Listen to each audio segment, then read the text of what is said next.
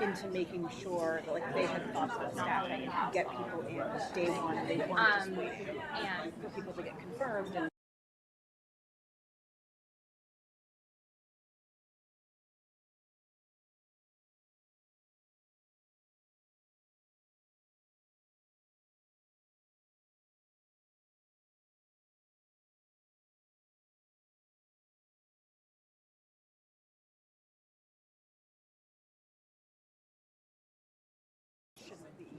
Can I get everyone to take their seats, please? Okay?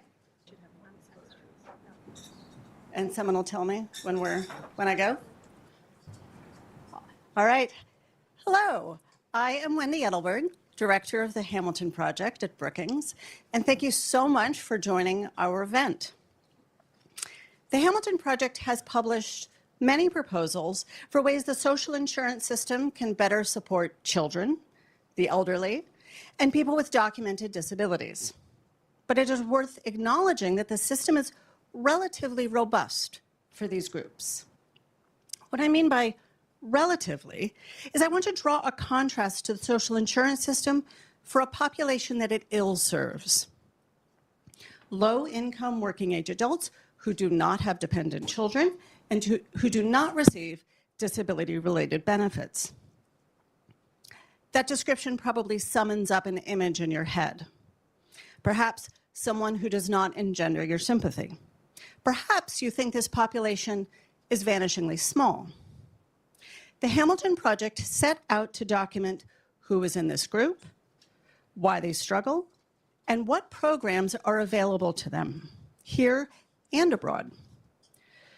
You may have heard this population of working-age adults who do not have dependent children, who do not receive disability-based benefits, referred to as ABODs, able-bodied adults without dependents. Lauren Bauer, Bradley Hardy, and Olivia Howard showed that this name, ABOD, is a misnomer for those who are low income, as this population struggles more with health challenges that make steady work difficult. And many are indeed parents, and many do take care of family members. The authors also show that denying this group access to the safety net on the grounds that all so-called ABODs should be self-sufficient does not recognize the state of the low-wage labor market, even when the overall labor market is quite strong, and the precarious position of many of the workers in that market. Bob Greenstein's essay looks at the history, scope, and consequences of a weak safety net for this population. He has produced a stark finding that I hope stays with you. 1 of every 2 Americans who lives in deep poverty, which is below 50% of the poverty line, is an ABOD. He offers ideas for strengthening the safety net for this population at both the federal and state level. Finally, Janet Gornick, David Brady, Eve Marks, and Zachary Parolin compare poverty rates and poverty reduction in the US with a half a dozen high-income countries that are useful comparisons and provide useful ideas for policymakers. Our very rich country has tried a long experiment with one type of policy, saying to a non-elderly adult without dependents or a documented disability, making, say, $7,000 a year, your problems must be of your own making, and help from the government would surely make things worse. This conference seeks to fuel momentum for a different approach. We are thrilled to welcome Neera Tanden, Director of the Domestic Policy Council, here for a conversation with Jason DeParle from the New York Times. Then we will have a roundtable discussion with 3 of our authors, Bob Greenstein of the Hamilton Project, Bradley Hardy of Georgetown, and Janet Gornick of the Graduate Center at CUNY, and Ken Zimmerman, CEO of Fountain House. It'll be moderated by Sharon Parrott, President of the Center on Budget and Policy Priorities. You can submit questions for speakers by tweeting at Hamilton Proj with the hashtag SafetyNet, or email us at info@hamiltonproject.org. And with that, I would now like to invite Neera and Jason up to the stage.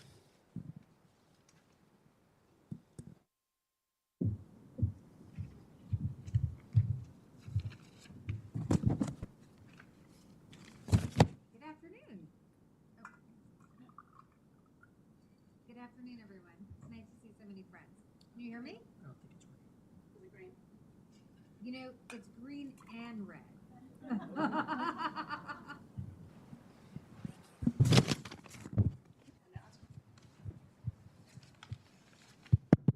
Hello. I think I must be the only person who's ever had a Proustian reaction to a Hamilton Project paper, because it immediately transported me back 3 decades to a homeless shelter in Detroit, where I went after the state of Michigan abolished general assistance in 1992. And it left an indelible memory of ammonia, spaghetti sauce, and unwashed bodies. I've never gotten over the intensity of it. The state had just pushed 80,000 people off of cash assistance with savings of $250 million. I went back and they're the people who today's discussion is about. Able-bodied people without dependents and who were not on disability. They were deemed to be work able. My journey through the netherworld of Detroit just left me astounded at the improbable stories that the people had to tell, both before and after the cutoff of cash. I want to share just 2 of them with you, just to give a little bit of a human perspective of what we're talking about. Since the car wreck that sent him into an extended coma 6 years ago, Glenn Williams has talked like he walks, softly and off balance. Last week, he was sitting in his room at the Roosevelt Hotel, searching for words to describe his 2 main interests: used clothes and Christian faith. The sermon playing loudly on his scavenged radio made it hard to hear. Asked whether he had feared the program's end, he said it was a sin to be afraid. God wasn't afraid after all he went through. Mr. Williams said he had simply quickened the entrepreneurial activity that earned him a reputation as the building's best businessman, collecting free clothes and selling them. He also relies on $111 in food stamps and a hot plate. He used to work as a carpet installer, but had been unable to hold a job since his wreck. He'd spent several years living with his parents, but that relationship frayed. He moved to the hotel after serving 58 days for a robbery that he said his friends committed. The car wreck had made him forgetful. The welfare office had made him join an adult education class, but he could not keep up. He lost his job in a potato chip factory because he could not remember what to do. But the Roosevelt Hotel had kept him on.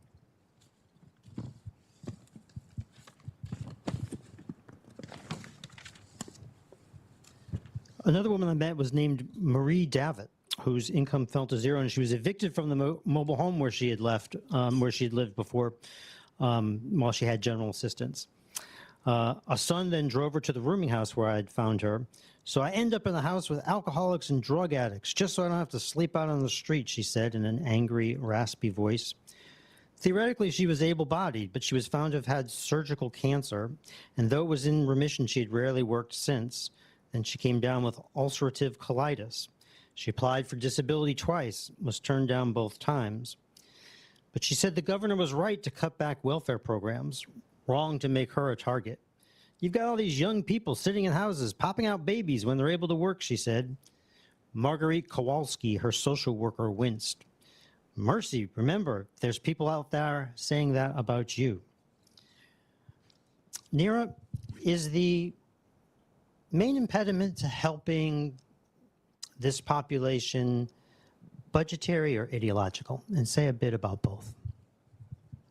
I think I would say it's overwhelmingly ideological, and not really budgetary. I mean, when you step back and look at our decisions as a country, what we invest in our budget, we spend a lot more on the Defense Department, other things, and other elements of non-defense discretionary dollars. I don't think that it's impossible to address these problems. They're expensive, but I don't think it's primarily a budgetary issue. I think what separates action from inaction is this fundamental notion that Wendy referenced, which is a sense of deserving and undeserving poor people. And I think that has been the foment of our actual struggle here. And I would say, you know, I had the great privilege of working on the Affordable Care Act legislation. There were many leaders in this room who I worked alongside on those issues. I feel privileged to have worked in government at that time, which I could say with your wife, Nancy Ann.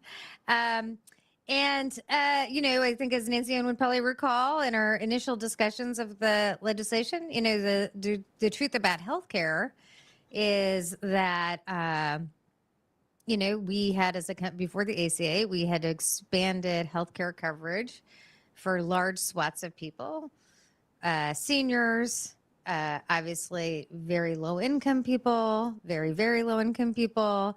Then we moved to children and some parents.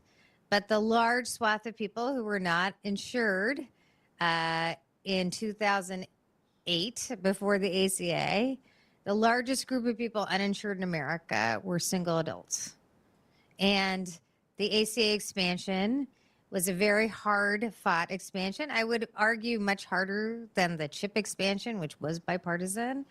Or obviously, I mean, Medicare was controversial in its day, but a very hard-fought victory. And I think, in part, in that debate, we were dealing with the issue as a subtext and also perhaps a pretext, just the text sometimes, just the text of why should you tax groups of people to provide health insurance to. Now, I'm very proud that happened in the Affordable Care Act. It is, and I think the important aspect of that is that we transformed healthcare from an issue for the deserving into much more of a conception of a right to people. Not universal right, but Medicaid itself was transformed.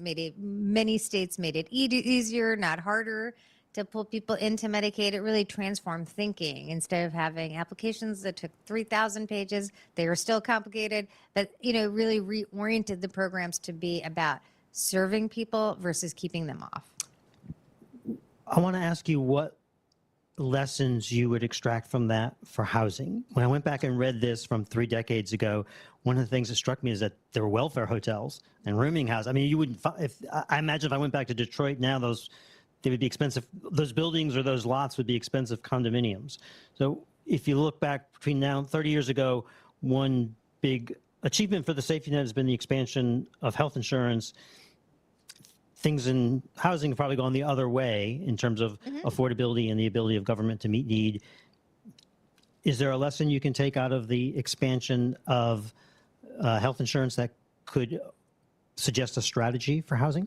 Well, I mean, I think housing is a very different thing, right? Because in healthcare, the government has a gigantic role. We should just step back and say that, you know, we are at like 50% of healthcare provided by the federal government. It is a very, very, very large footprint. We are not in the world there. We have tax incentives, et cetera, but we are not in a world where the federal government is providing 50% of housing. I think there is a strategy on housing, though, and I think I am, you know, the president has put in a lot. His budget has a dramatically increased investment in housing, and there I think, you know, there is a sort of more universal approach, I think, which is we have huge housing challenges. The cost of apartments has dramatically risen over the last decade in most cities. That is a function of a lack of supply.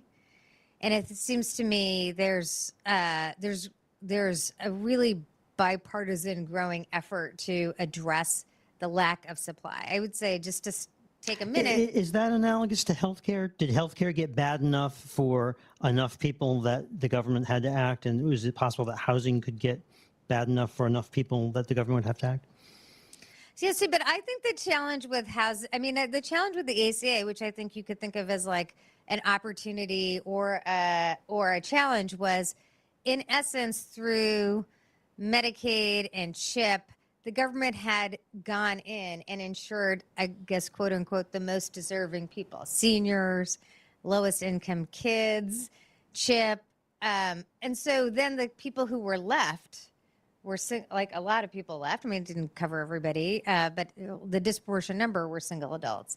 In housing, we have a much more universal problem in that affordability is really a deep challenge for large swaths of young people, many people who are considered themselves middle class. I think this is why you see much more bipartisan efforts, Republican governors, Democratic governors, coming to the table with large-scale investments. And I'd say here we need to really ensure that we're addressing affordability in all of this. The president's has hundreds of billions of dollars really in housing investments in his budget, but we built on our previous investments by having a new program called a Housing Innovation Fund, which is really designed to have dramatic increases in apartments that have a component of affordability in them. Part of the housing strategy, though, does seem to me to be borrowing from the Medicaid expansion that you've identified some particularly sympathetic populations like kids leaving foster care, Yes. extremely low-income veterans, where you're trying to move it more towards an entitlement. That is absolutely the case. So we do also have an investment in particularly veterans, homeless populations, people where, there's very acute need, and we can make that clear. But I guess I would say at a very high level, I think the opportunity in housing, and I guess maybe we should talk a little bit of our acute problem of homelessness, which is we have as an administration invested, billions of dollars more, first through the ARP and additional dollars in fighting homelessness. But we just candidly have this sort of problematic cycle. We're investing more, but housing is becoming more and more expensive because we do not have enough supply. So while we've pulled more people have moved from homelessness into housing than ever before, our numbers are still increasing of homelessness in many cities because the supply is really falling farther behind.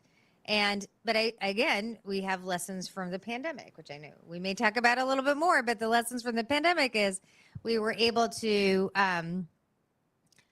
have concerted action that kept people through the eviction moratorium in their homes. We had rental assistance. We had much less homelessness. And in fact, during the pandemic, homelessness stabilized at a time where the country was going through deep chasms. Homelessness itself stabilized and has increased recently since. Now, again, I think we actually have the president's focus on this is to just build more supply, ensure that there's affordable units, but just ensure that there's a lot more supply in the market to address both affordability and the need for acute populations, for low-income populations, but also build more supply for everybody. You mentioned the pandemic. I think most people in the room feel confused by the experience of having cut child poverty in half during the pandemic, which was completely unexpected, and then to find that the vehicle of cutting the child poverty in half disappeared, which was also unexpected. What lesson do you take out of that? Confusion to dispiriting. Yes, Yeah. that was So, listen, and we have many leaders in this room who fought valiantly for the CTC expansion, and I think that debate really goes centrally to this whole discussion, because we had there were leaders who were very focused on how a child tax credit, which just, let's say again, is for families with children, was creating this cycle. And they told fantastical stories about how people were using the child tax credit for nefarious purposes. And I mean, really stretching sort of for a notion of undeserving. out of a child tax credit. And I think, that was a real challenge for us, which is that it ended up that there was some bipartisan opposition to the expansion of child tax credit out of a notion that it was fueling, undeserving people getting benefits that they shouldn't have, really leading to, which I think is just to, let's be clear, what the specter is. The specter is not really undeserving. The specter is somebody sitting at home who could be working, doing something nefarious with the money, like buying drugs or something else. There are whole visions of poverty that intertwines with this discourse. And that, I think, is a fundamental issue. Now, I feel very proud that during the Affordable Care Act, we were able to make the case that, we all collectively benefit when people have health care. But we had to make the case. We had to make the argument that actually what happens in our healthcare system is that person will end up in an emergency room and you end up paying more. If there was an expression the president used like dozens and dozens and dozens of times, it was making that simple point that we all pay for people in the healthcare system, that is a virtue of the healthcare system, which has a right not to turn anyone away. We do not have such a right in housing. In most of the country, we do not have that right, which means we all don't have the same collective interest, which is perhaps one of the problems that we have in the safety net. So if it was that difficult to sustain political support for a tax credit aimed at children that had been demonstrated to cut the child poverty rate in half, how would you go about building political support towards the population that we're addressing today? Adults without children, in theory, able to work. I think it's really important that we try and change the fundamental framework and narrative. And I really applaud the work here, which does demonstrate that most people this population is not, kind of the 21-year-old sitting at home, right? It is predominantly women. It is people who have had children. It is people who have faced significant injury, who have been sick. I really think that this is an area, when I was president of CAP, we did a lot of work on trying to think through how to change the framework around poverty itself. And, so much of politics is just dealing with ingrained narratives that can be months, years, decades, or often centuries old. And here, I think we're dealing with a combination. And we have narratives that are very old. We have this very deep-seated notion that there are people who are undeserving. As I said, we also should just be clear that we are a heterogeneous country. And we are different from other countries in our heterogeneity, and that often investments in the safety net have been racialized in the discourse. That is something that, otherizes beneficiaries. And then on top of that, we have a sort of multi-decade fundamental disagreement between the political parties on the nature of the state and what its obligations are to citizens, right? And so, there's a lot of layers to how to tackle this problem. But I guess I would start with trying to reshape people's understanding of who this population is. And when you're starting to talk about the policy, you really just you are just dealing with people's ingrained notions.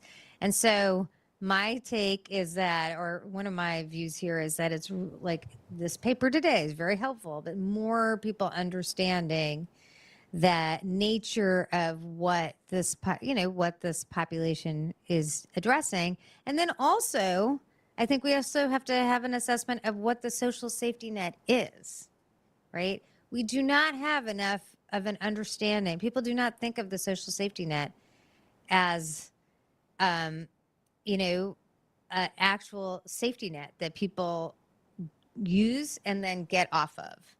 Millions of people use a social safety net. They have a crisis, they use a social safety net, and then they spring back into something else. That is what we want the social safety net to do. But people's conception of the social safety net, which obviously affected views of AFDC, is that it is a permanent state. And if you think of things as a permanent state, that makes it also deeply challenging, because then you think you are really subsidizing people for a long time. So communicating how the social safety net is a social safety net. And, you know, my lived experience, I used the social safety net as a kid. It was only for a few years. My family relied on the social safety net. It was really vital to us. If we did not have it, I would not be here today.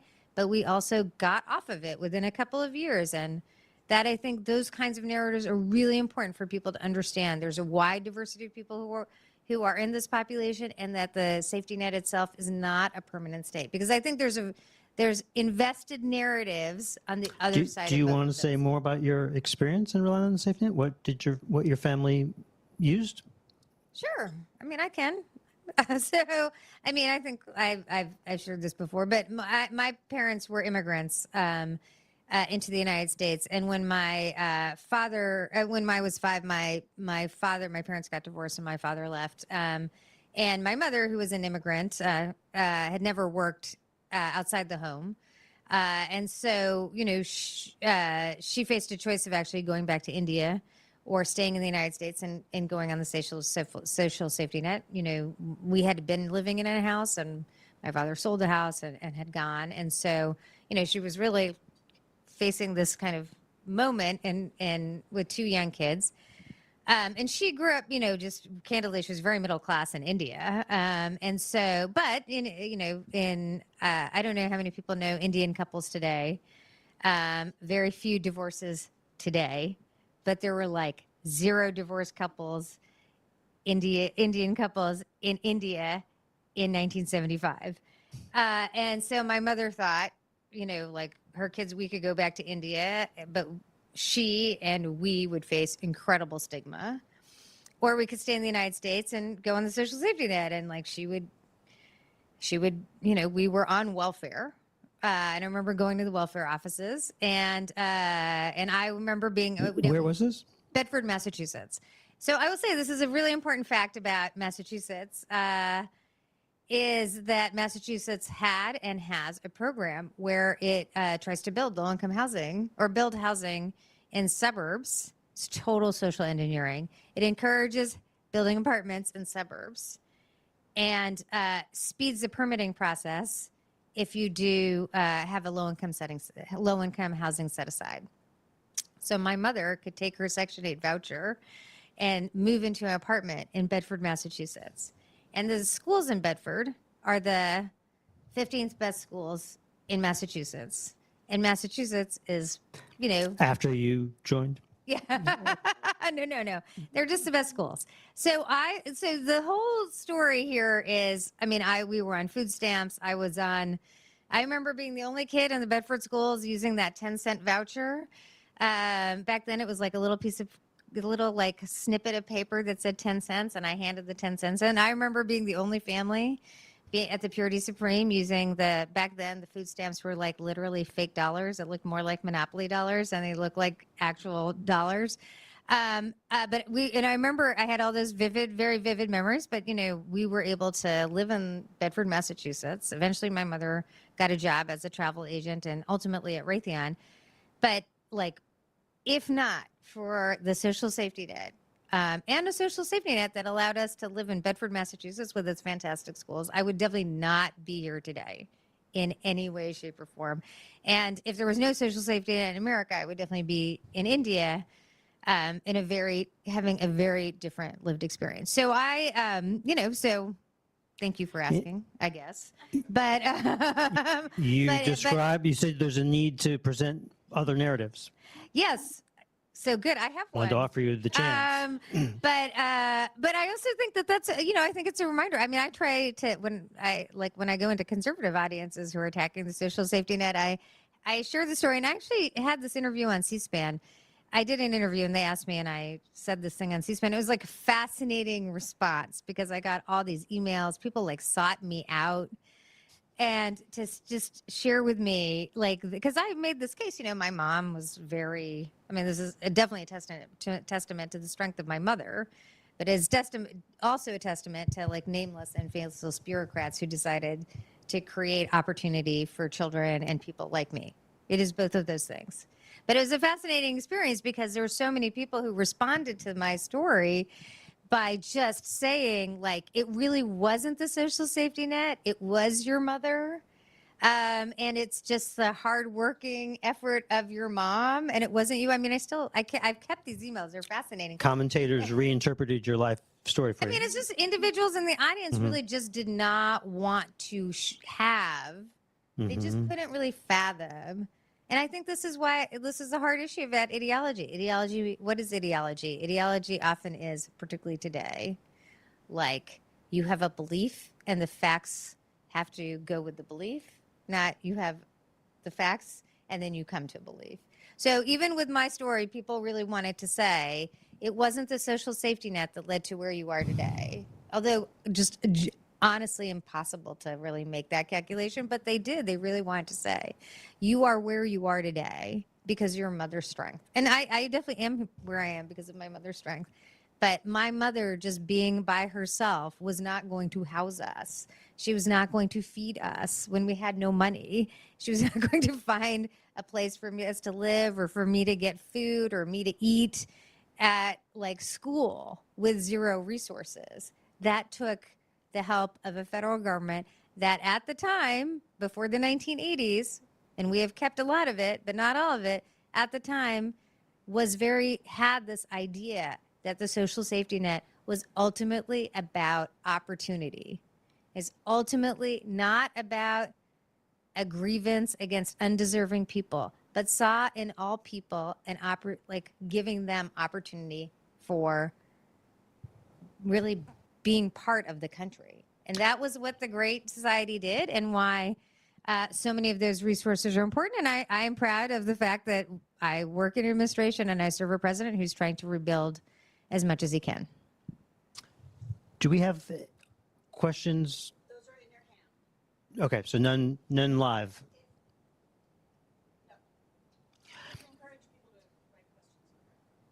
When I think about the population that you're describing who is often seen as undeserved, single, working age adults without children, there is one group that seems very popular. It's veterans. You see that in the programs for homeless veterans. You see that in the data on homelessness among veterans going down. Is there any lesson in that could be applied to non-veterans? I understand why veterans are popular, but if you saw a room full of down and out people at a homeless drop-in center, you wouldn't know who are the veterans and who, Or who's not. I think this goes to the point, right? The whole concept as a veteran is not undeserving. Right, the veterans served. This rhetoric is right. It's not wrong. It's 100% right. Veterans have served their country. It's a travesty that a person who is willing to risk their life for their country is homeless. Right.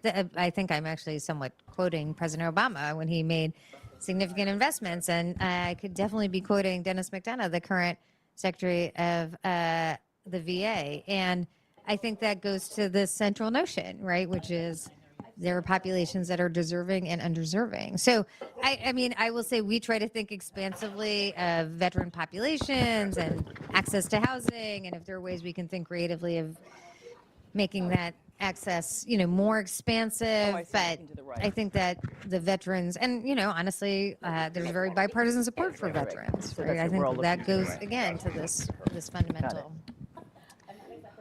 chasm. Is that all right? As somebody who works at the intersection between politics and policy, do you see any possible changes in the structure of American politics that would make conservatives or Republicans more sympathetic to this group? And is their priority towards reaching out to the working class that could, on the margins, change some of these discussions? So, I mean, I do think, look, I think,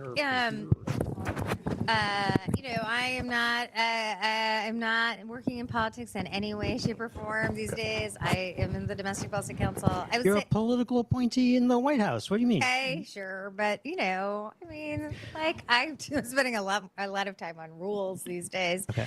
and guidance, and less on polls. But that way. But I would say, I think, like, and just to be at a very high level, there is an interesting chasm within the Republican Party between libertarians and I don't know what they're called. I mean, like there's more pro-union, more pro-government intervention versus more populist. Yes, more populist, but more. I'd say there's a libertarian and an almost anti-libertarian wing of the Republican Party, and you see a divergence. Obviously, the parties have switched. I mean, what I think is like fascinating about where we are today is Bradley. Nice to meet if you look I at really the enjoyed Democratic and Republican Party today versus in the 1990s when I started my career. In the 1990s, Bill Clinton had actually kind of recreated the Bobby Kennedy coalition. His coalition was made up of working class whites. He had a majority of working class whites and people of color across the income scale. That has obviously switched over the last several decades, and the Democrats are doing better amongst college-educated white voters and higher income white voters. I feel like I can do And there's like lots of discourse about this still. Have a broad spectrum of voters of color. That is actually, even though the base of the Democratic Party has switched to upper income voters, it has not shifted its support for the social safety net. This is a big question, I think, in the years to come, where Republicans have more of their voters. That's my plug. Whether that makes them shift their rhetoric, and actually, perhaps, maybe part of the reason why you see an anti-libertarian wing, a more populist, more anti-libertarian wing, is that you do see. You think they've maximized the cultural appeals to the working class? I don't think that they think they're maximizing any cultural appeals anytime soon. But I do think they think. But I do think it is having reverberations. So to be an optimist, and this on an optimistic note, I would say I'm hopeful that the coalition that now supports. Or the coalition of voters, which is more working class, perhaps will make Republicans more sympathetic to the needs of working class people, even people who need a social safety net.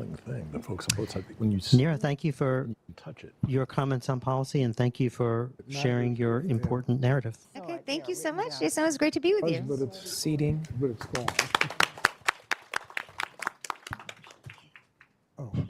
You're on the end. You're on the end, and I'm next to you. I'm on the third seat. Okay. Yeah, so you're on the end, and I'm next to you, Bob. Yeah. Okay, that helps too. Yeah. All right.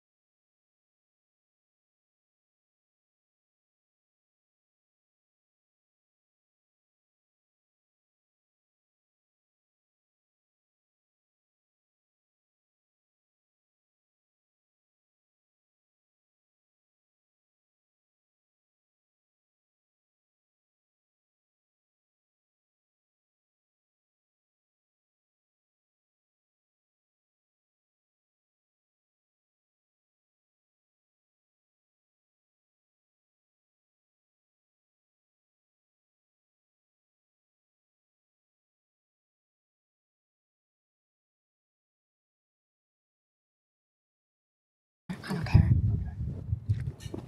I don't know where they went. Okay. Well, hi, everybody. We're going to move to the panel portion. It's nice to see everybody. Thank you for joining us. Our panel is going to continue the conversation about this group of, that is a mouthful, non-elderly adults without minor children at home who don't, at least now, receive disability benefits. A group that I think is fair to say is often overlooked when we have conversations about economic and health security programs and policies, and about poverty, inequality, and well-being in general. Before I get started, for those of you in the room, there are note cards on your table. And so if you have a question, you can jot it down on the note card and wave it. And someone from Brookings will pick it up for you so we can have your questions as well as the folks online submitting questions. I want to just start with a few remarks and then move to our very exciting and esteemed panel. I want to just ground us in just a little bit of data, and these guys can talk a lot more about a lot more data.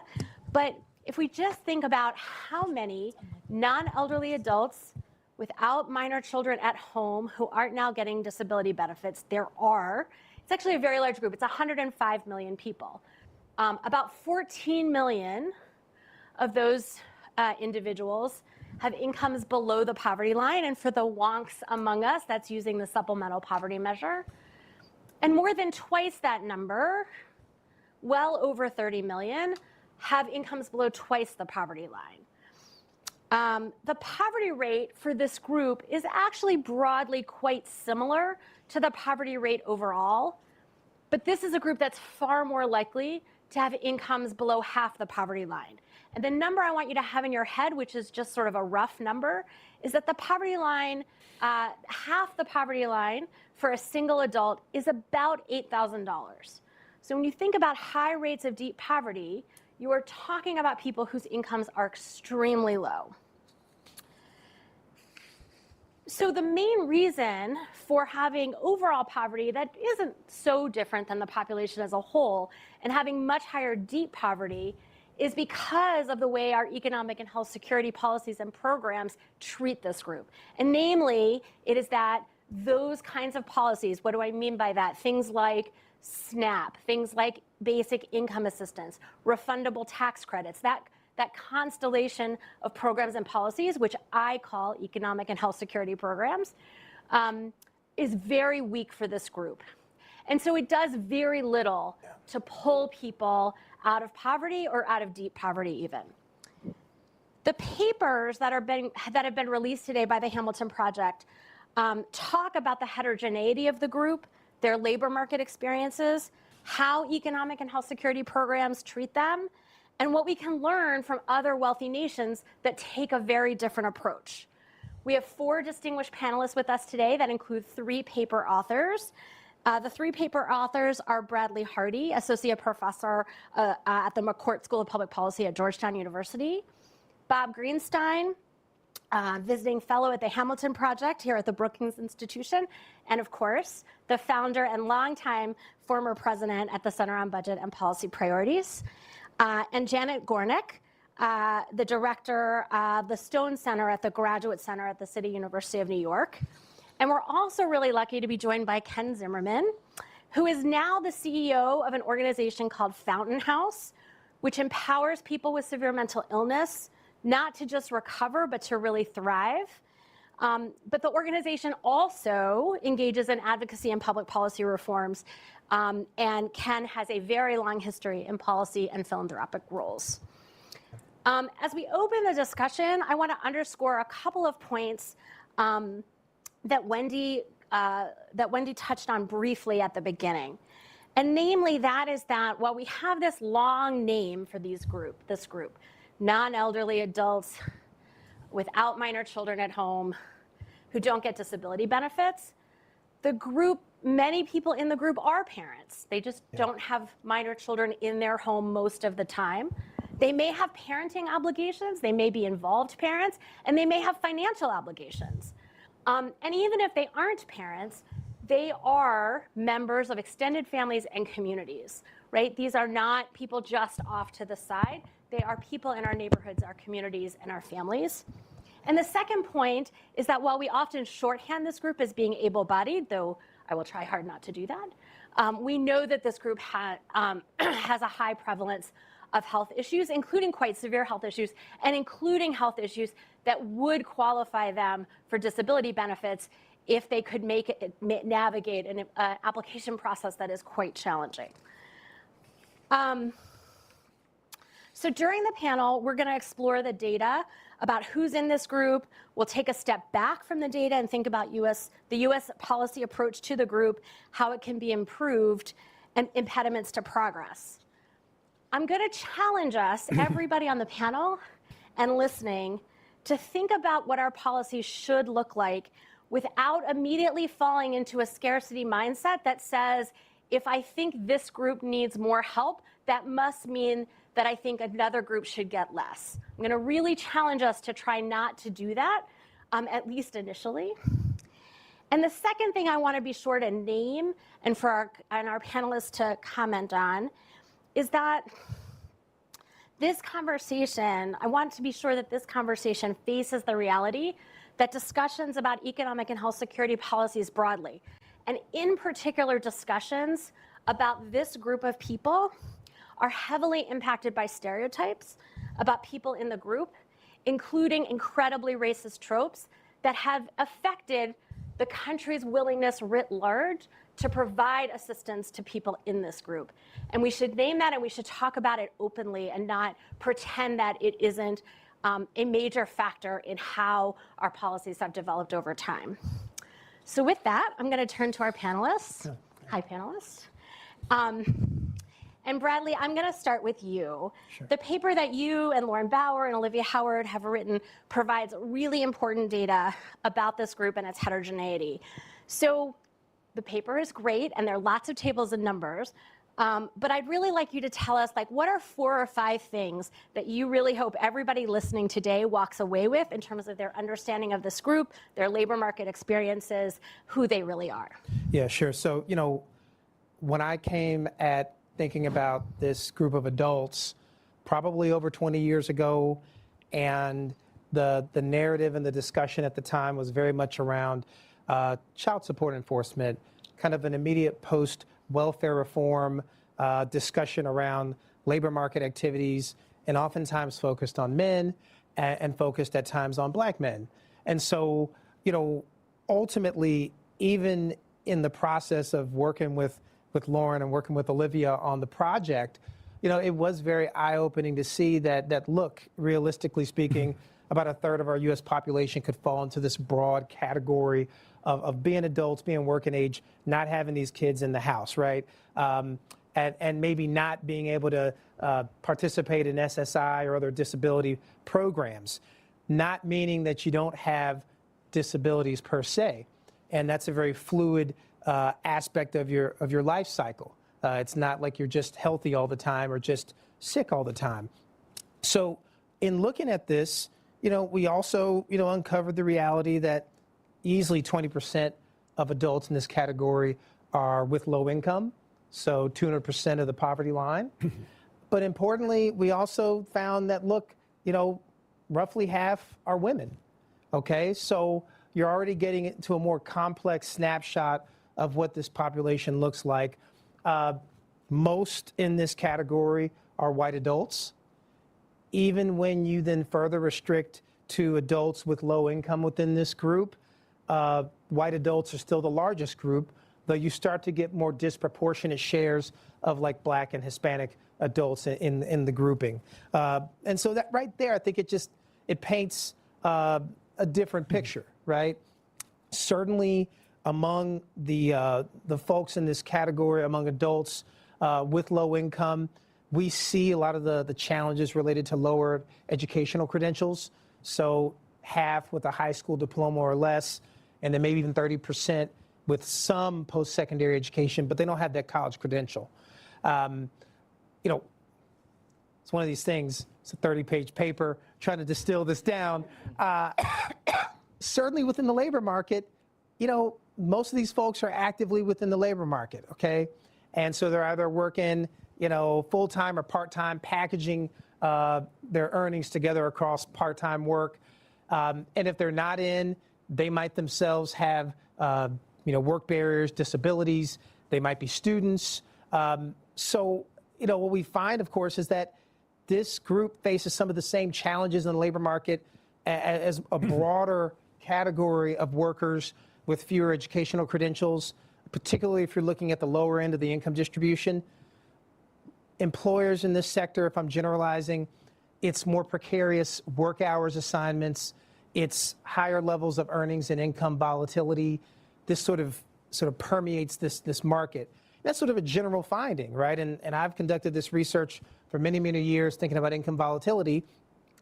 But what we also find with this group that's so scary is that, look, a lot of our families with dependent kids, our elderly neighbors, they do have economic security programs that can buffer. And so we find that those programs provide the most protection for our households with children, for our elderly households, so on and so forth. This is a group then, they have the low income, they have the high income volatility.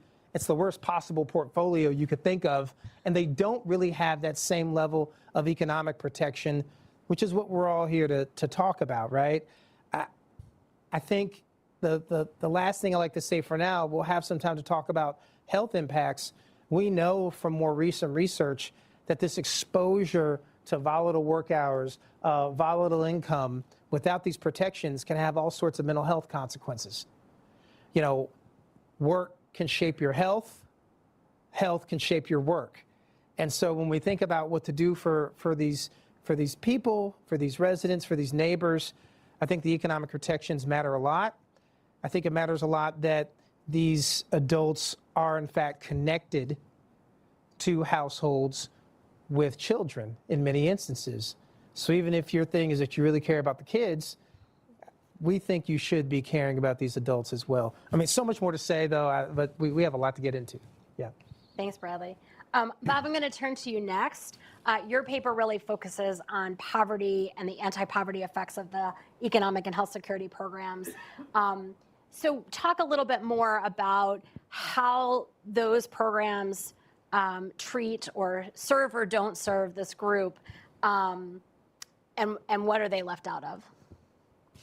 Well, the data for this group are really pretty stunning. If you use the supplemental poverty measure, you adjust for the underreporting of benefits, you find that this group has a substantial poverty rate for starters. Its poverty rate is very similar to the poverty rate for children. But when then you look then, Sharon, you mentioned this, at deep poverty, below half the poverty line, this group has a much higher deep poverty rate than any other group. It's double that for children. As Wendy said at the outset of this event, today, 1 of every 2 people in the United States who lives below half the poverty line in deep poverty is a member of this group. And they're the vast bulk of the homeless. HUD data shows that over 70% of the homeless are non-elderly, childless adults, and that the vast bulk of them are non-elderly, childless adults. Why is this the case? Why is this group so much more deeply poor than others? And the key reason is because there's very little of a safety net at all for them. I mean, think of the following figures. For the population as a whole, the safety net, these are data for 2017, which are one of the latest years for which we can adjust for the underreporting of benefits and count on census methodologies that are directly comparable to earlier years so we can do historical comparisons. In 2017, the U.S. safety net lifted out of poverty 46% of Americans who were otherwise poor. In other words, if you take people's market income before any government benefits and you look at those who are poor, then safety net benefits of various sort lifts nearly half of them above the poverty line. For the elderly, 69% of otherwise poor are lifted out of poverty by our social safety net. For children, it's 44%. For this group, 8%, 8%, fewer than 1 in 12. For all the other groups, the share lifted out of poverty is much higher today than it was, say, back in 1970. For this group, there's no improvement. Some key parts of the safety net have actually weakened for this group while strengthening for the elderly and children. So think of the things they're left out of. They're is virtually no federal cash assistance at all for this group, outside of the tiny earned income tax credit for low-income workers not raising children, which accounts for only 4% of the EITC benefits. For the limited number of people, childless workers, who get the EITC for childless workers, their average benefit is $300 a year. That's the equivalent of $25 a month. As Jason DeParle mentioned in this last panel when he was talking about going to Michigan, when Michigan eliminated its general assistance program. So if you go back to the 1980s, many states across the country had low levels, but they had something of cash assistance for very poor people in this group. But many states, like Michigan, then eliminated it or cut it way back. Today, there are only 11 states in the entire country that provide any, even minimal cash assistance whatsoever to people who aren't elderly or raising children at home and aren't considered disabled or incapacitated. And in those 11 states that still have the program, the benefit levels are a fraction of the poverty line. In almost every one, they've gone down substantially in real inflation-adjusted terms over recent decades. Take the food stamp programs, the SNAP program, which has generally expanded in other ways for other populations. But for this population, prior to the 1996 welfare law, they were subject to the same work requirements as other adults in the program. Not anymore, not since '96. So today, if you're a member of this group, you're not raising dependent children at home, you're not classified as disabled or incapacitated, you are limited to 3 months of SNAP benefits during months that you're not working at least 20 hours a week out of each 3 years. There aren't job slots generally available for this group. And job search doesn't count. If they spend 40 hours a week searching for a job but don't get one, they are still thrown over the side at the 3-month limit. Housing, we talked in the last panel, how big with Neera and Jason, how big a problem that is. Housing is not an entitlement. There's very limited rental assistance available. Local public housing authorities often have the ability, they generally have the authority to set priorities on whom they serve, and this group tends to be at the bottom of the priority list because elderly, people with disabilities, families with children are rated higher. So of low-income adults in this group who qualify for rental assistance, only 1 in 5 gets it at all. And finally, the most basic thing is health insurance. We still have, even after the Affordable Care Act, 10 states that have not adopted the Affordable Care Act's Medicaid expansion, and in which, as a result, people in this group who are below the poverty line have access to no publicly supported health insurance and are overwhelmingly entirely uninsured. So we're going to switch from the situation in the United States to Janet to talk a little bit about, you studied 6 high-income countries that take a very different approach. So talk about sort of the differences in the approach, and what are the key ways that other countries do this differently and provide more supports. And also, if you could just zoom out a little bit and talk about how generalizable that is to wealthy countries, or is it really limited to these 6? Okay, great. Thank you, Sharon. Thank you, and it's a pleasure to be here. Let me first talk about how we chose these 6 countries, and just jumping ahead already, indeed, there are many other countries that fit these criteria. So just to take a momentary pause to sort of set the scene of this framework that we're using, and Bob already mentioned this, I just want to put a little bit of a finer point on this, the way we think about it. We use survey data. We have data from many, many countries. We calculate the poverty rate. We selected this population. We calculate the poverty rate based on what we call post-tax and transfer income. So that's income from the market, plus cash transfers coming in and tax payments going out. That's post-tax and transfer income. We calculate that poverty rate. Then with the same households, I'm sure many of you know this, but just to, again, to underscore, we go back into the data.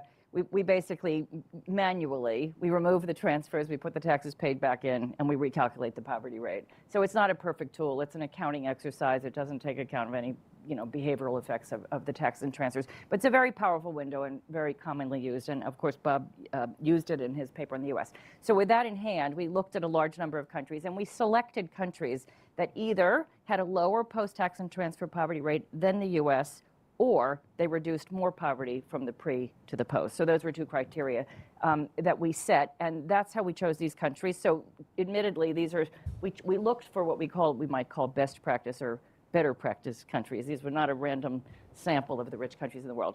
And so that's how we did that. All these 6 countries meet those criteria. A small aside, Canada's a bit of an exception. Their pre-tax and transfer poverty rate is much higher than in the US, but they reduce much more. At the end of the day, the post-tax and transfer poverty rate is still slightly higher, but we chose Canada because it's a natural comparator. So just, Sharon, to answer your question, and then I want to tell you quickly what we found.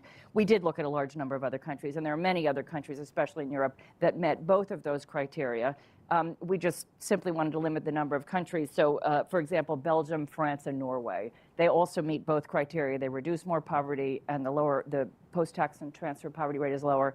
But these countries reduce even more poverty. So we chose them, and we purposely included the Czech Republic, which is a high-income country, but also just to show that this kind of poverty mitigation can take place across countries with diverse political economies and so forth. So let me tell you very briefly, again, it's a very paper with a lot of numbers and a lot of findings, but what we found. So a few facts first.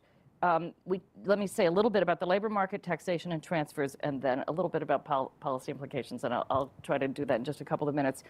We first started before the tax and transfers kick in. We looked at what was happening in the market, and I want to pick up on Bradley's point. A lot of these people are employed, absolutely, and especially in the U.S., the labor market is not a friendly place for many workers, especially low wage workers. The U.S. has a very large share of its labor market that earns low pay. There's an international standard the OECD set. We consider low pay to be people who earn less than 2/3 of median earnings. The U.S., that incidence is higher than any of these other countries, much higher, 23%. Most of our countries are in the teens. Finland and the Netherlands are in the single digits, as are many other countries in Europe. Why do we have such a large low-wage sector? We could, of course, discuss that at length. A lot of the cross-national research attributes much of the U.S.'s unusually large share to the very low level of the minimum wage, which is the lowest in all these countries. That's the federal one. We know the states mitigate that somewhat. And the second is the very low levels of coverage in collective bargaining. We also spend very little on what's called active labor market policy retraining and reskilling. So there's a policy story there that I think is fairly clear. Briefly, then, of course, there's much to be said. We looked at the extent to which taxes moved these households into poverty. So mechanically, the taxes, because we're looking at taxes paid out, it's always going to reduce the income package. In every country, it moves some fraction of these households into poverty. The U.S. much more than anywhere else. So this really fiscally impoverishing. And then the final piece of, say, this three-legged stool, our transfers in the U.S. are much more meager income transfers. And we looked at that 3 different ways, and we came up with the same thing 3 times. Yeah. We do the least poverty reduction. The share of the income package in this population that comes from transfers is much lower.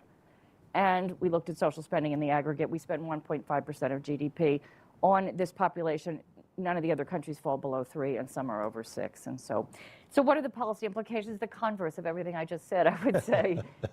What do we want more? I think I would say that. Clearly, raising the minimum wage and extending workers' strength through collective bargaining would make a big difference. The tax system, I think, clearly could be reformed. I think we could staircase. It's FICA that's really impoverishing, especially for this employed group, many of whom are employed. I think FICA could be staircased as it is in other countries. The cap, the famous cap, 168,600 in 2024, many people argue is too low. I think we could make both the income tax, so that's social contributions. On the income tax side, obviously, it could be more progressive, and the level below which people don't pay taxes could be raised. And then on the transfers, obviously, they could be more generous, as my colleagues from Europe in particular have pointed us to. Nearly every European country has a universal cash safety net, essentially a national version of what we used to call general assistance, which is largely a thing of the past now. The U.S. alone in lacking that. we know in the EITC is specifically, we count, by the way, the refundable portion of the EITC as a transfer, just to be clear. That could obviously be extended to more people and made more generous. And finally, a really big missing piece in the U.S. is we don't have what's called unemployment assistance or job seekers allowance. I know, Bob, you talked about that in your paper. Most of the European countries have, I'll close on this, a means-tested, a non-contributory means-tested supplement to unemployment insurance called unemployment assistance for people who are unemployed, obviously, but aren't claiming unemployment insurance either because they're first-time job labor market entrants, because they didn't qualify for any of a number of reasons, but very often because their benefits are exhausted.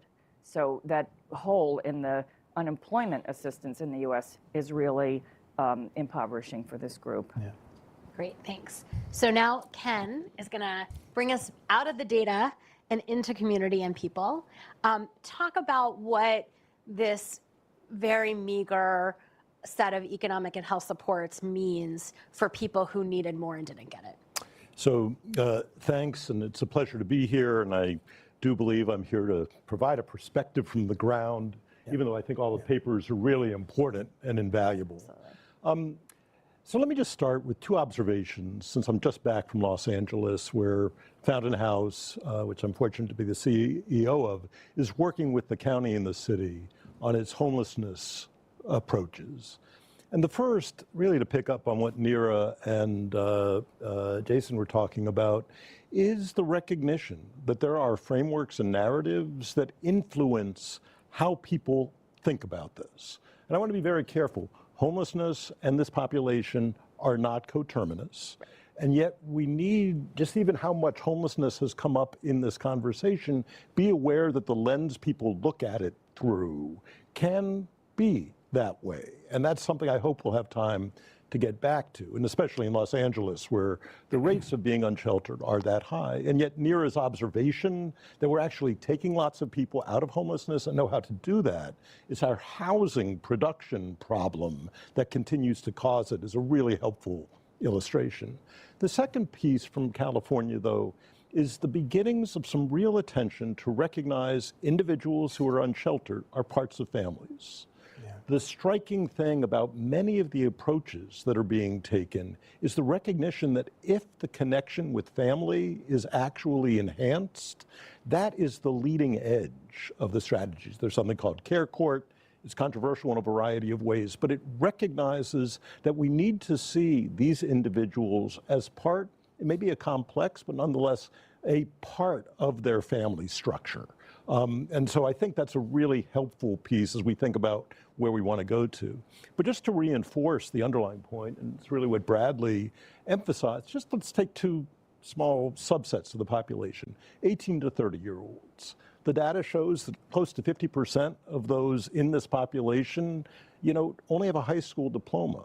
If that, they have health consequences that complicate their participation in the workforce, and yet they're part of families. The reality is, without the benefits that they need, the people who are, in most cases, supporting them, taking care of them, are absolutely living far more complicated lives that prevent them from doing many of the things that we want. Similarly, I think the other powerful data that 39% of this group, below the 200%, are parents. They're not childless. Right. They are parents. And just think about it, especially for a group that doesn't have labor stability, but they are actually supporters, caretakers, struggling to try to make it through without the kind of basic supports that I think Neera talked very powerfully about in terms of what can make a difference. So let me just end here by really making the point that this isn't just about families, it's actually about communities. And that part of what we need to tie this conversation to is the ways in which we build community and we actually tie the benefits that are needed to the kind of social structures and supports that are critical. So housing, Bob's paper obviously makes the case that the somewhat tragic lottery system we have for deeply poor people to gain access to affordable housing resources with only, a quarter of those in need getting it, is actually only a piece of the puzzle. One of my very favorite factoids in the affordable housing world is that 40% of all apartments in this country that rent below $400 operate at a deficit. Okay, so this is just the, ability. Think about what happens because the benefit levels for this population that would normally live in that are not sufficient to support that, just as a matter of how we produce, and private landlords can charge adequate rent to keep it. That means there are only two choices for that immense housing stock: divest or gentrify. So when we think what the really compelling problems are in much of low-income America, what we're actually seeing is that the lack of benefits for these people is tying to these larger community challenges of either divestment or gentrification. And then the last piece I would end with, Bradley has talked about returning citizens, people who are currently incarcerated going forward. I mean, one of the striking things about the recent study that UCSF just put out about homelessness is 20% of all the homeless population in California is coming out of institutions. Think about that as a connection to people who aren't able to access the benefits that they need to be able to start regaining access to jobs, education, family structure, and all the rest. So it's absolutely paramount that we understand the real-world consequences of this aren't just on individuals, but on the families and communities that they're part of. Yeah. Thank you for that. And we're going to come back to housing in a minute, I hope. But one of the things that I think what you talked about is so important to raise is that there is a lot of focus on housing supply, and there is no question that we have supply challenges, particularly in many particular communities. But the reality is that for many low-income households, whether they have kids or don't have kids, whether they're elderly or not, their incomes are too low to afford reasonable rents. So even if rents haven't been bid up, they are too low to afford them, and that is why a supply-only strategy will not reach people that we are most concerned with in terms of housing affordability. And you see that in homelessness, you see it in other policies really shining through, which is why I think a supply but also a demand side strategy that makes sure people can actually afford housing in their communities is so important. So we'll come back to that in a minute. I want to direct this next question to both Janet and Bradley because I want to just put out in the open a tension that I suspect some of us in the audience or online are maybe experiencing as you listen to this conversation. Briefly, there are different rationales for providing help to people, right? So there's a rationale that is we provide help to people because we want to improve well-being and reduce hardship. And there is a second rationale that is sometimes raised that we're going to provide help to people because it's an investment, and that investment is going to pay off, right? In somehow, right?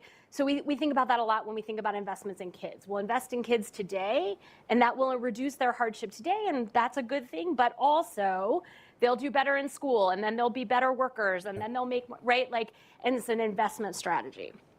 So with that as a backdrop, I want the two of you to comment on the case for improving well-being for non-elderly adults who don't have children at home, though they may be parents, as compared to the case for helping other groups. And that includes kids, but it also includes the elderly, and also includes people with disabilities.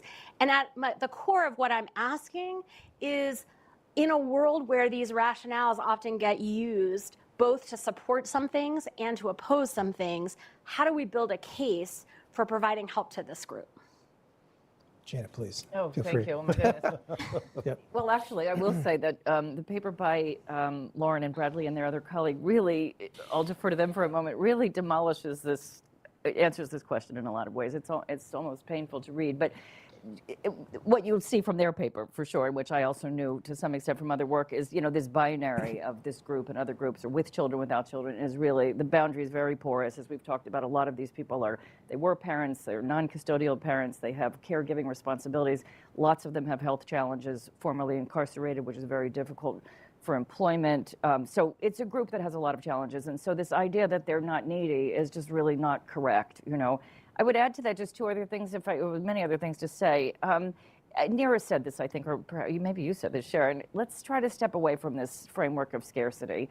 It's just the idea that there's a fixed amount of money to go to help reduce poverty and every dollar for this group is a dollar less for another group is obviously a very problematic framework. And, we just, as we just mentioned, the U.S. is spending half on social transfers for adults than many other rich countries, which, by the way, many of which have better employment outcomes than we do as well. So we just need to do more, I think that this, again, this idea that, it's, of course we understand the logic of investing in children, but I wanted to say one last thing here is that I wrote a book many years ago on child care and family leave across countries, and actually for the Russell Sage Press, if I can say that, and they pushed us to keep, putting in the logic. Why government? A lot of our reviewers said, why not leave it to the market and caring for kids? So we said, well, why government? And we raised this argument about investment. There was a famous study that came out of Switzerland. Every dollar spent on child care brought you back $7 in wages 20 years later. Was that true? I have no idea. But every child care advocate in the world was repeating that finding.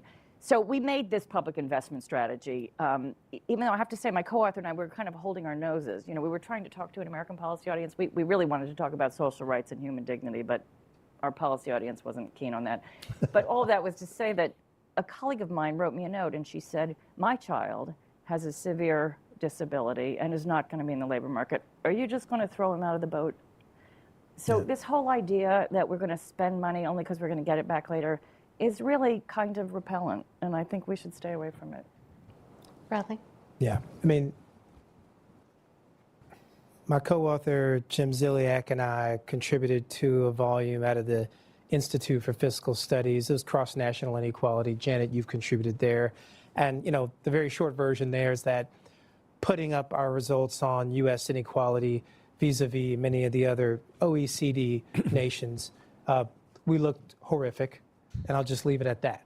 And that kind of gets into the, country-specific context, a lot of our history and background.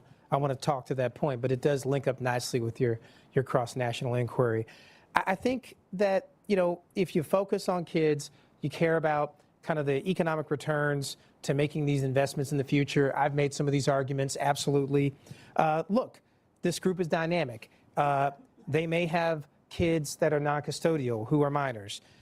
They are connected to a broader familial network that may have kids themselves. They may have kids in the future.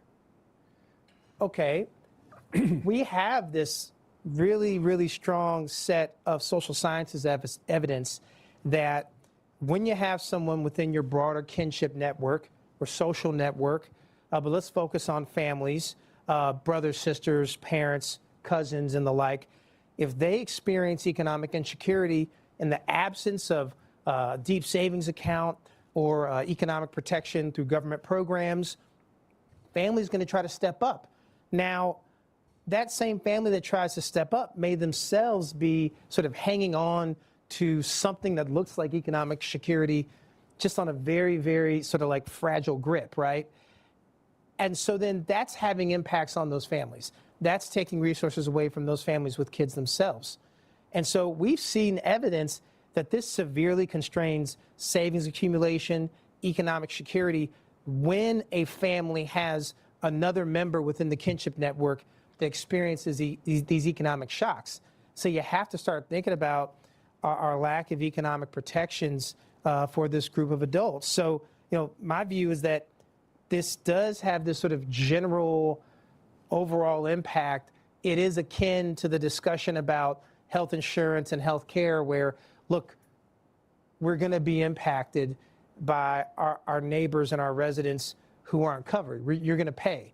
There's a moral argument to be made, but I think there's a legitimate economic argument to be made here that it's having these impacts on sort of bystander families and friends, okay?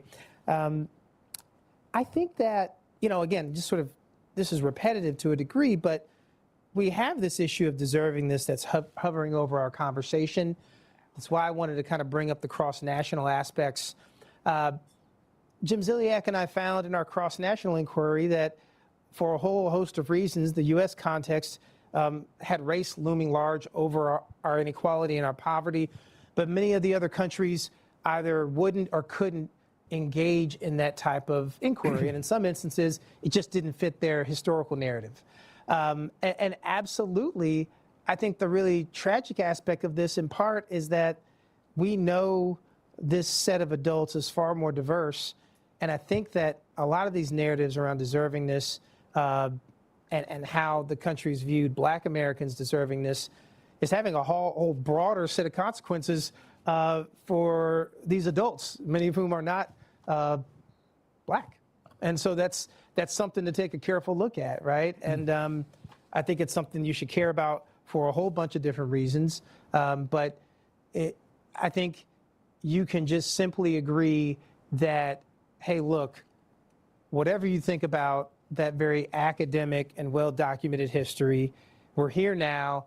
The census data bears out the demographics of this group, and it really is representative of the U.S. population. So, yeah. Thank you for that. I'm going to get back to deservingness in one second, but I just want to turn, Ken, just for a minute to you to say, do you want to add anything around this sort of pitting of groups against each other? Yes, and I agree. I mean, fundamentally, just 2 quick points. At Fountain House, which we're focused on people with serious mental health conditions, we frequently talk about what we are providing as both a landing place and a launching place. And I want to sort of offer it as a framework, as something that really is universal. Almost all of us experience crisis, certainly for people with serious mental health conditions, that's true, but it's true in numerous other ways. But it's also necessary to have the things that can launch you into whatever the fullest version of that life you want to live is. And part of the reason why I say it is we need to find targeted universalism as a way of thinking about it. The framework that allows people to understand how they themselves, either but for a health incident or something else, can actually envision why this is important. And I think it's actually going to be critical to advance all of that.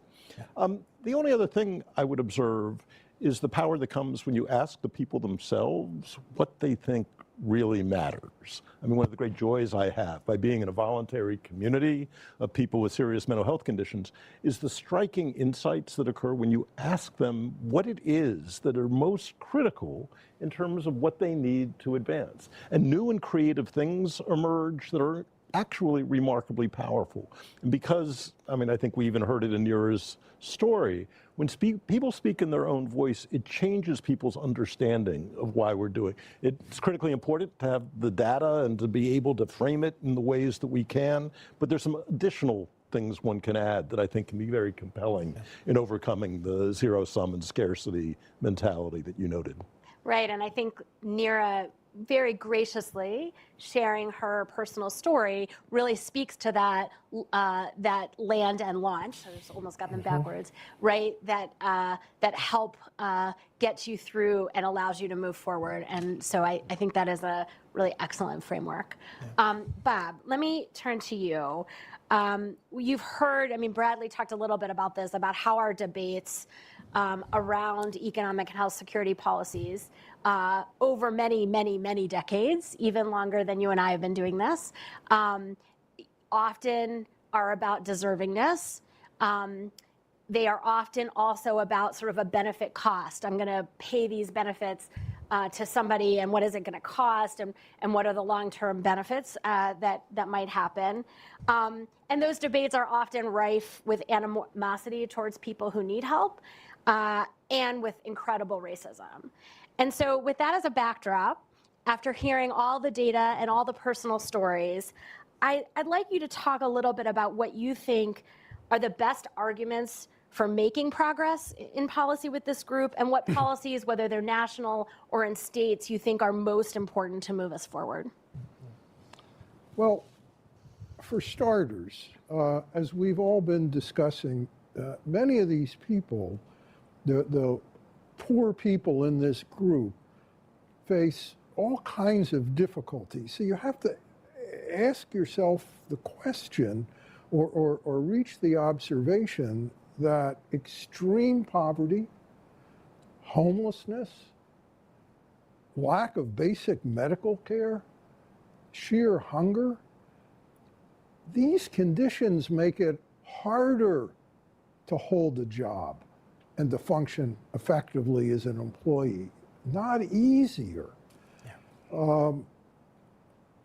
Also, as Bradley and Lauren's paper makes very clear, we've been discussing, a lot of these people are parents, and although the group we're talking about are not living with and directly raising dependent children, I mean, families are families, and the extreme difficulties this group faces in many cases do have impacts on the children in question, even if the children aren't directly residing with these people, precisely because in many cases of these difficulties. So what do we do about this? Let me start on the cash side. The earned income credit for workers not raising children at home, as I mentioned earlier, is really, really tiny. And for people in this group under the age of 25, it doesn't exist. You're ineligible if you're under age 25.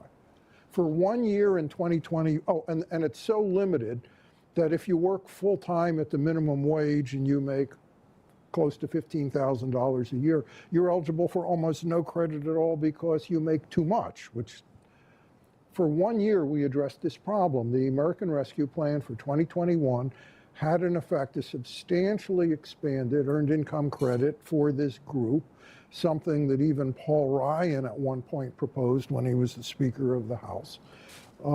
We certainly could go back to that. That would definitely be one thing that would help. Many states, roughly 30, have state earned income credits that are generally a percentage of the federal credit, but the federal credit for this group is so tiny that if a state has, say, 30% of the federal EITC is a state credit, and as I noted, the average federal EITC for this group is $300. 30% of that is $90. That's the equivalent of $7.50 a month. But we now have several states that, recognizing this, have their state credit be close to 100% of the federal credit for childless workers, even if the percentage for families with kids is lower. I think that's something I would like to see more states consider. Of course, in theory, states could resuscitate general assistance for the very poor in this group. Politically, I think that's very unlikely to happen. Although in the last couple of years, one state, Minnesota, did significantly improve its program for this group. In the end, as several people have mentioned, I think Sharon, you just mentioned, there have been proposals for a job seekers allowance, at least some basic level of assistance while you're searching for a job, at least for 6 months or something like that. That would be another federal policy option. In the food stamp or SNAP area, I would like to go back to the first 30 years of the program's existence, in the sense where it had one set of basic eligibility and work requirements, not a far more draconian set for this group of work requirements than for others. If you couldn't do that, the late Senator Richard Lugar, former Republican senator from Indiana, was disturbed by this 3 months out of 36 rule, and at various points suggested, could we do 4 months out of 12 or 6 months out of 12 benefits for this group? But maybe at some point we could look at something like that. If we're going to throw people over the side after 3 months, if they don't have jobs of at least half time, shouldn't that be linked with at least some subsidized job slot availability? And shouldn't we allow job search to count as an activity, so that if you're busting your behind and you can't get a job, we don't say, sorry, no food assistance for the next 33 months. Needless to say, we should close the Medicaid coverage gap in the 10 states that have not done so. The Build Back Better bill in '81 that passed the House would have done that. It also would have extended the improved earned income credit for this group. Those are things at some point we could do. Both of those are actually in the new Biden budget that just came out several weeks ago. On the housing front, I would strongly add my voice to what you all just said. On the one hand, supply is very important. On the other hand, for this group, if that's all you did, woefully insufficient. I often, over the years, have found myself in a conversation about this where someone has said, yes, we should do expand the low-income housing tax credit more. We should expand the low-income housing tax credit more. However, what the low-income housing tax credit does with respect to low-income people is it makes housing affordable for them if they have income equivalent to at least something like 60% of the area median income, which is roughly twice the poverty line. It's not available to people in poverty, let alone people in deep poverty, unless they have a rental voucher. To me, the very first thing to do for this group in housing is to substantially expand the number of rental vouchers. Also something that's been in recent Biden budgets, but has not gotten enacted on Capitol Hill. As Janet has mentioned, a stronger minimum wage would, these people often, if they work, it's sporadic and for very low wages.